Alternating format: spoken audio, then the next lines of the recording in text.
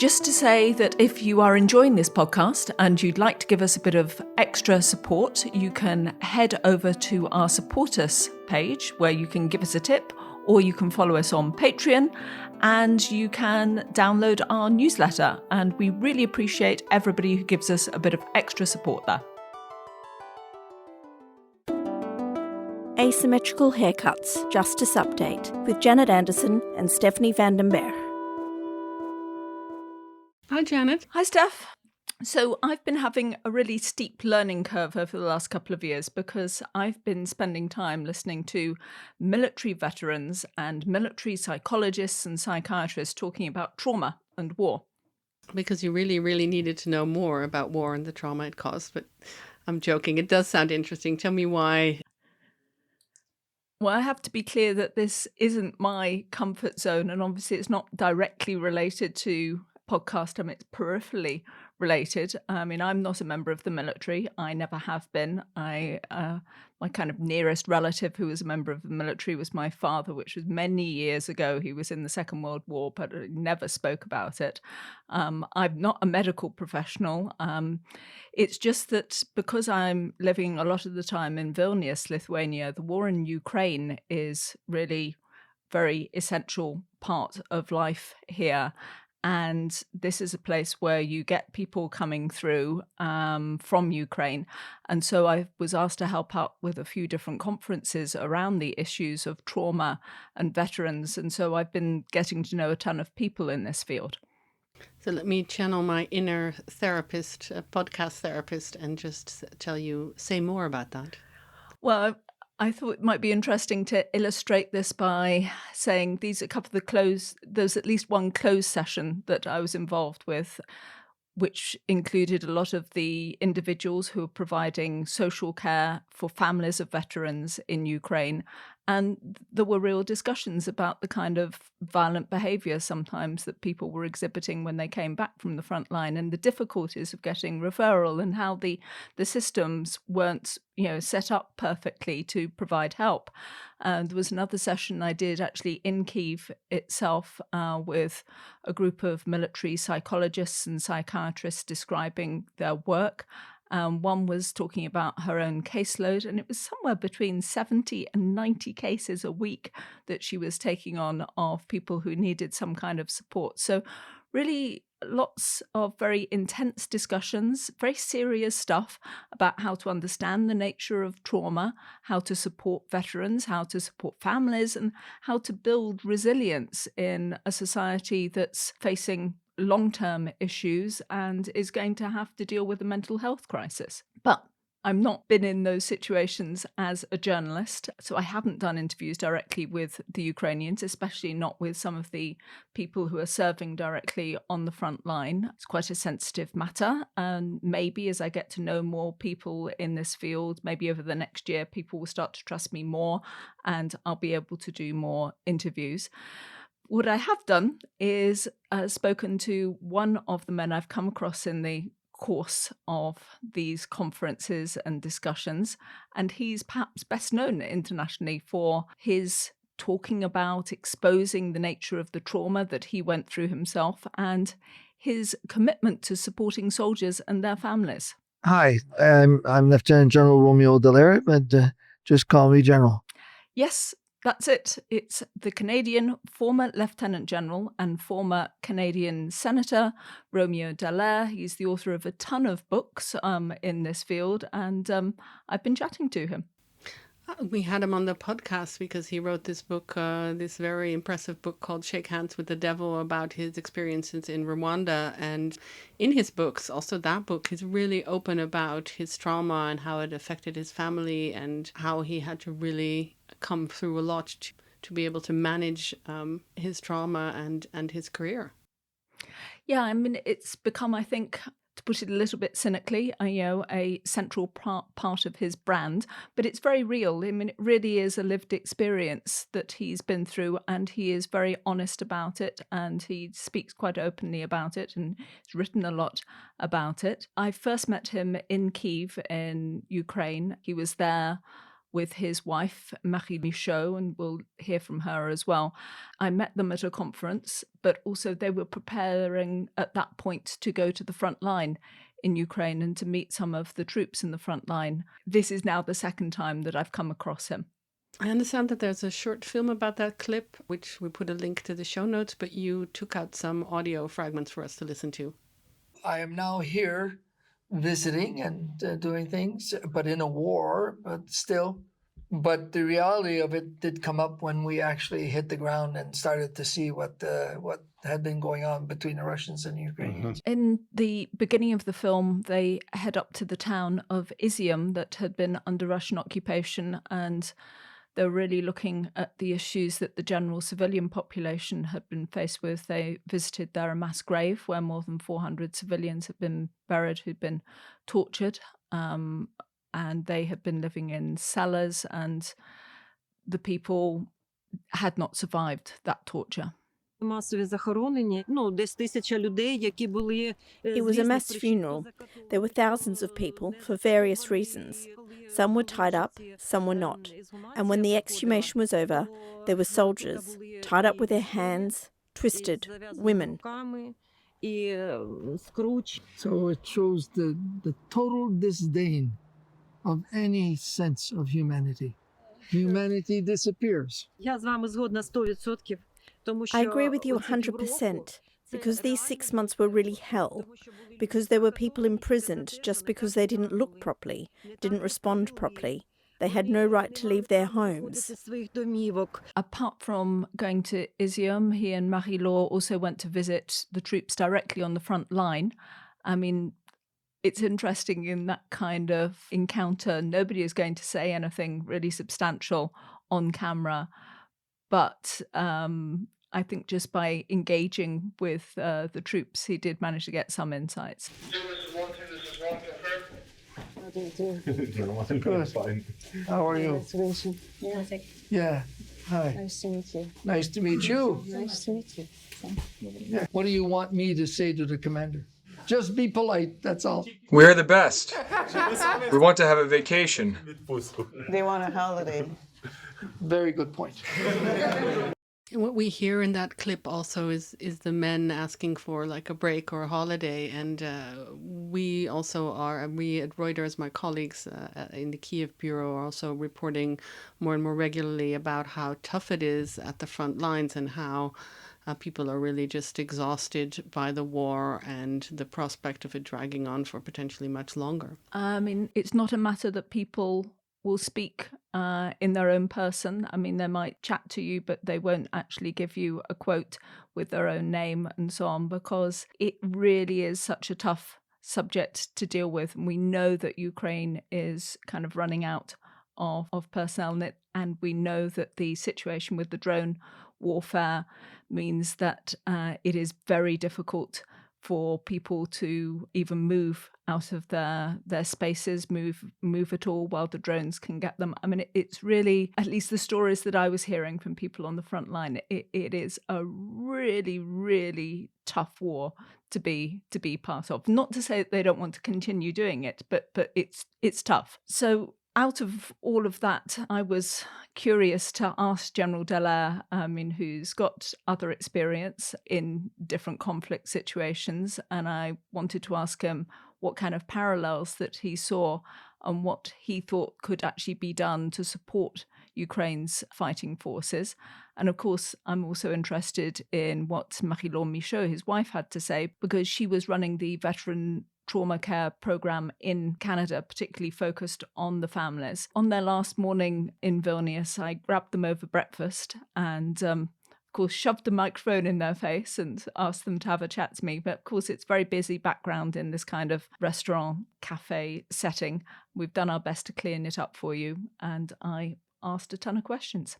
Many people know you for many different reasons, but let's say one of the most important is the work, the position that you held in Rwanda and the work that you did there. Since then, you have, in my view, taken what you experienced there and tried to turn it into something positive and focused really on the issue of veteran trauma. Maybe you can describe, if you have kind of a top line of why or what it is that you think that veteran trauma is all about. One of the first problems that veterans who are psychologically injured is to recognize that they're injured. The second thing is to also be prepared to go get help, because the injury tends to isolate you, and you want to be isolated. You don't want to talk about it because you know people won't understand, and it traumatizes people even to listen to you. And so what dominated my pursuit of this whole realm of injury was in fact the gross ignorance that we in the military, as a very Darwinian visual profession, would not accept as an honorable injury of conflict. It became a point of saying, you can get shot in the ass, that's one thing, and that's honorable. But if you have something between the ears that's not working, that was perceived as dishonorable because you can't see it and the impact's out there, and people didn't want to see it. And people always said that, well, it won't happen to me, particularly those who've never gone to conflict. So the dominant thematic was to break in the minds of not only the military, but in the minds of the leadership and the community, the stigma that such an injury can happen to anyone in conflicts, and as such is honorable. And so in 97, when I went public as a general that I was injured, one of the first things I was able to do, because I was in the job of personnel side, was to change the name of it to an operational stress injury. Once it became an injury, then that opened the doors for so many to be able to go get help. As you say, you as former Lieutenant General have become the poster child for this. What is it about your experience that you tell people? What did you experience yourself? First of all, they disconnect with reality of what you were now. You're not the same person. You have a different impact on people than what they remember, what they know. So you have a disconnect in trying to understand why they don't understand you, or why you're not able to integrate anymore the same way. I think the second dimension of that was the changing nature of your character, from the horrors of the night to the impossibility of being able to communicate during the day and handle the stresses of normal life. Those aspects were tripwires to you realizing that you did not have anymore the control of the past on who you were. And in so doing, well, you were not as effective, and you wanted to be as effective, but you couldn't be as effective. And then I think one of the most obvious dimensions that come to you from living with this is the fact that you realize there are two people in you. There's the person outside that has a certain normality of the past and what you are, but there's another person inside who's been injured. When I would get mad at my children, I could see myself scaring them because I was getting mad for some stupidity or something like that, but I couldn't stop it. I literally could not stop. I could see myself telling myself, stop yelling at them, but I couldn't stop because this other force takes over your being. And so until you're able to try to master that force, it will overwhelm you, and that's particularly at night. That's why I wrote the book, Waiting for First Light, is that the night, the loudness of silence overwhelms and opens up all the possibilities of what you lived to come back and to haunt you and to guide you in the wrong ways. The night was catastrophic. You're now working, I'm sure, in a very wide range of projects, but the reason why we've met each other is because of Ukraine. You spent time in Ukraine, you spent time on the front lines. When you look at what you see Ukraine's armed forces are going through, what are you thinking about? What are you providing advice, or are you just trying to show them the possibilities? Try to describe what your role is. I was working very hard because I became a senator also on the Veterans Committee and so on how do we change our system to take care of our own troops, because the levels of breakups, the levels of self-destruction, the levels of suicide were absolutely unbelievable. And so we had to build a system that was taking care of World War II veterans, but now the veteran is 21 years old, so it's a whole different world. At the same time, with Marie, because I'm doing it, and the only reason I'm able to do and to think about going beyond what I was doing in Canada was the fact that Marie has permitted, through the love we have, of being able to look at other dimensions. I feel reasonably at ease in doing so, and then engaging in maybe providing the experience that I have.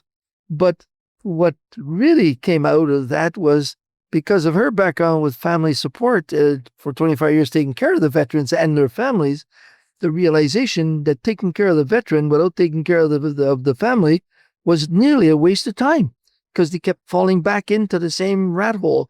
And so it's together that we realized that we could probably do something here in Ukraine. And so that's why we went, both of us, to the front lines, and saw them, saw exactly what we were fearful of near zombie-esque status of these soldiers, and also saw that the nation was not ready to handle the veterans who were psychologically affected.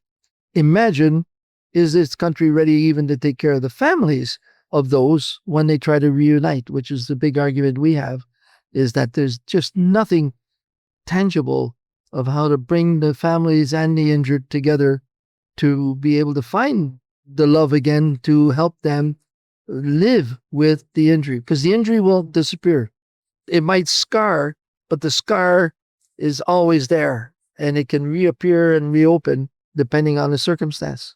I'll turn to Marie in a moment to talk more about families. Maybe just one final question is, you have so many years of experience. Do you feel that the world has seen it differently as you've gone along, that we put veterans into a box, say 20, 25 years ago, and now we see it differently? Or do you think still there's the same issues again and again? I think we've advanced significantly. I mean, we really made a hit on stigma. Those in uniform are the most vulnerable because of the pride in that sort of Darwinian, you got to always be 110%. And we've discovered that not only did we create a research capability for those in the veterans, but also for police, firemen, first responders, medical, doctors during COVID. We became a real center of interest during COVID because we were burning out doctors. They were going through traumatic experiences. And and what we discovered was the ethical and moral dilemmas that we live in this sort of context of being a veteran or policeman. That's what eats away even deeper. And so you needed more than just your classic sort of trauma. You needed something that was going to affect how you fundamentally would live again in society. You know, if you end up having to kill child soldiers, go and explain that to somebody. Just explain it. And so it crashes every fiber of what you are, what you've been, and what you believe in. Yet you know that dilemma of having to do it caused you to actually create an act that is so repulsive that you can't imagine. Well, that is where we are in these civil wars and these wars where the civilian population are very much the target and the gain in many, many countries. Making people aware of that has been quite the task, but we are breaking a lot of those old philosophies of all that came from your country. You know, the stiff upper lip. I think that has got to be the most bullshit statement that you can imagine. The stiff upper lip means you stay inside and you internally hemorrhage and you destroy yourself. You can't do that. You must communicate. And the last thing is, you don't isolate people. And Marie can talk to you about that, is that when you see people who are hurting like that, could be in the office or whatever, if you isolate them, if you refuse to try to find a way to talk to them, then you are exacerbating the injury. And you become part of creating the injury. Thank you very much. Let me turn to Marie. We've had a perspective here on trauma from somebody who both experienced it themselves and is working on it. How does it feel to live with somebody who's gone through that kind of trauma? It's not easy. This is the point at which he leaves the table. Yeah, he leaves the table, but he knows I love him very much, very deeply.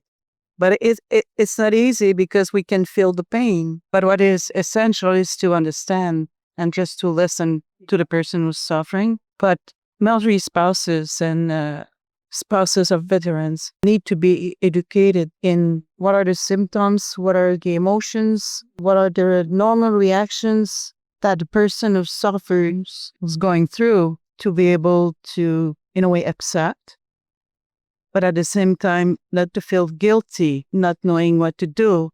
And this is something that I also saw with spouses of Ukrainians. They told me that when they're back for maybe a couple of days, they don't recognize them, so they don't know how to talk to them.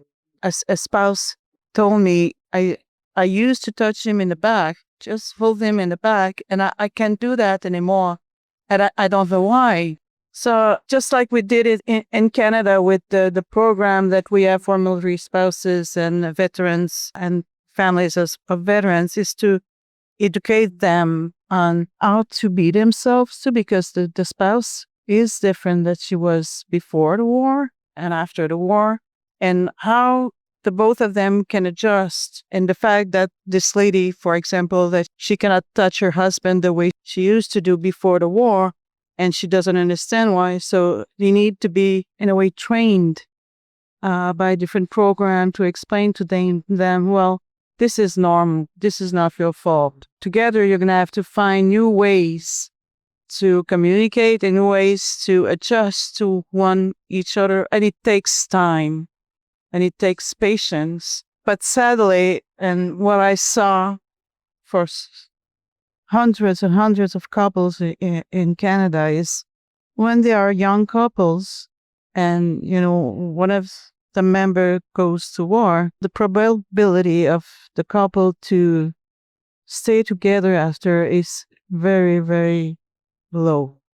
So we can expect in Ukraine to have a lot of separation, divorce, especially with, young couples. What we want to do is, based on the program that we have in Canada and other countries, how to adapt these programs and workshops and activities to their culture and their reality, because they have their own way of doing things and thinking, but how to explain to them that what they're going through is normal. Mm-hmm. And they're going to have to establish a new normality, a new balance within the couple, but also within the family. Because especially in Ukraine, a lot of them are traumatized. We developed in Canada, programs for the entire family to help them reestablish a new balance within the family. They will need something like this in Ukraine because it's the whole family that is injured. It's not only the veteran, but also the children and the spouse, and even though the enlarged family. We have to work as a team, and we have to, respect each other, but it's not one over the other one. It's together, and accept that it won't be perfect. Well, at the beginning, a couple is not perfect. So the couple is going to be different, and they're going to be upside down, just like before. But the stigma on mental health in Ukraine is still very high. It's very high. In a way, they will need, I think, a national campaign to, educate the population about that situation, to help all these veterans and their families to be able to go back into their community and feel welcome and feel, that they're not looked at as strangers or aliens or not normal. It's a new normality.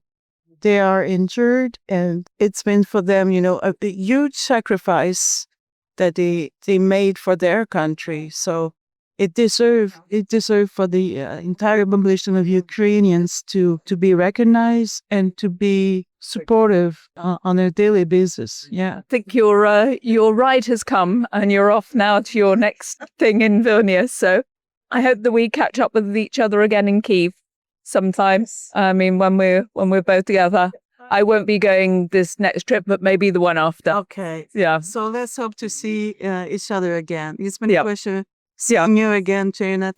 From that chat, the things that stand out for me is a couple of things. First of all, you talk very briefly about somebody telling them that all of a sudden when their partner came home, they couldn't touch his back anymore, and they don't know why. That reminded me of this fact that a lot of this trauma, even though some of it is psychological, is also addresses itself in a kind of physical way, and they are triggers. And when you're in a couple, you have to kind of support somebody with trauma and be very careful about the things that could trigger them, but you also, as a spouse, have to keep yourself and the family together in a way while dealing with all these things. And I just thought of how many years of this Ukraine as a society will have to deal with it, because I lived, as regular listeners of the podcast will know, I lived for 5 years in Belgrade in Serbia, which is also a society where a lot of people have had fighting experience, and a lot of people have experienced war,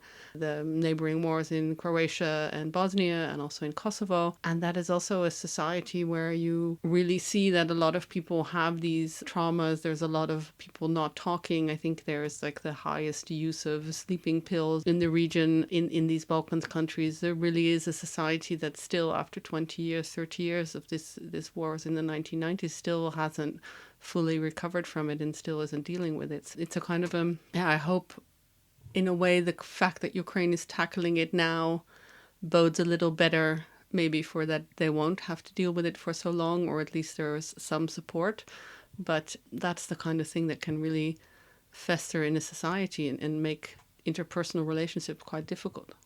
Yeah, I hope to go back to Ukraine, go back to Kyiv, and I know that the kind of people that I'm interacting with there in the context of this subject are the professionals who are already thinking about this. So, I mean, it's a different slice of society, but they're really conscious of those long-term issues. There's an effort to set up a kind of center of excellence in one of the universities to really, provide the best possible advice for all over the country how to deal with this. And they know that the issues are going to be very different in the occupied territories, presuming that they might become formally occupied at some point. There are so many moving parts to deal with, but I hope that the next time I do go, that I'll manage to do some recordings with some of those people who are actually dealing with the issues, and see if we can come up with some more insights, assuming that our listeners are interested in the field of trauma and military trauma and resilience, because, as I say, I know it's not our main subject, but I think it has an interconnectedness if we think about societies dealing with the long-term issues of what justice will mean to people. Yeah, I really do think so. And I think it also is interconnected with the response that societies that had a lot of trauma or a lot of war and dealing with trauma have to conflict and post-conflict and also justice initiatives. So I certainly am interested. Okay, I'll see what I can get. In the meantime, we should take the opportunity, because we haven't done it for a month or so now, to give some shout outs to those people who've signed up to support us on Patreon. Some people are very kindly paying us a little bit of money, buying us a cup of coffee, essentially every month, which we really appreciate. And the money goes to our long-term producers to support them for the work that they put in behind the scenes. Do you want to kick us off with the first person, Steph? Our first shout out goes to the person who goes by Manjek. He signed up for a free newsletter, but thank you for the support. And Layla Sadat, who has been a guest on the podcast. And we have Sam. Thank you very much, Sam, for actually paying to listen to our added bonus episodes. Luisa Redondo, thank you so much. Elsa Wiley, thank you very much. Erica, thank you so much for signing up. And thank you, Matt. You briefly signed up to our top tier and then cancelled. Please come back, Matt. We miss you. And then Judan Tan, who signed up. And finally on this list, Emanuela. Thank you so much for signing up, Emanuela. And we really appreciate it, everybody who joins in our Patreon and gives us some support. Really appreciate it. Thank you very much.